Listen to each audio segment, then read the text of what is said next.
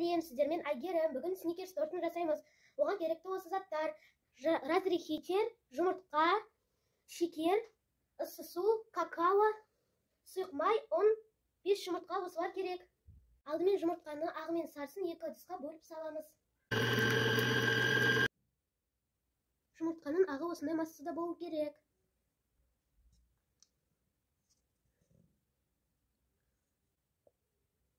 Жұмыртқаның сарысына шекерді қосып, ағырғанша айналдырамыз.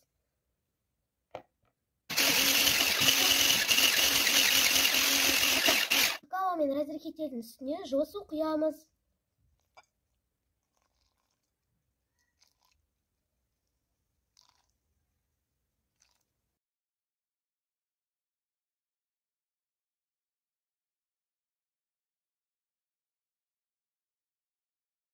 Сосын сұйық майды құямыз.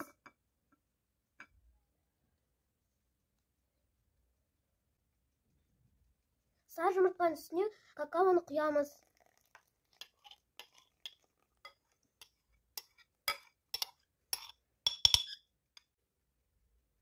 Енді үстіне ұнды саламыз.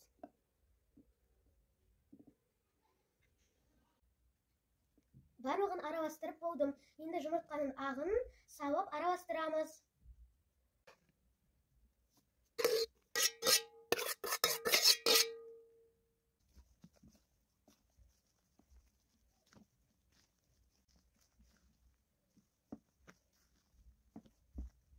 Бисквиттің қамыры болды.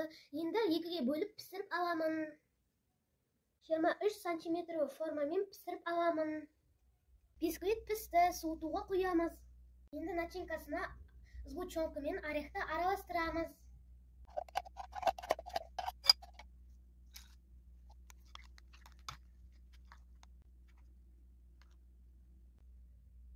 Канажына осы заттар керек: сұйық май, орех, шоколадты ертіп араластырамыз.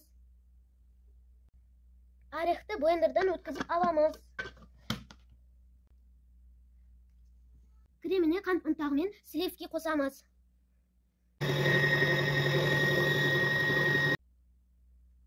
Крем дайын, енді тортты жинаймыз.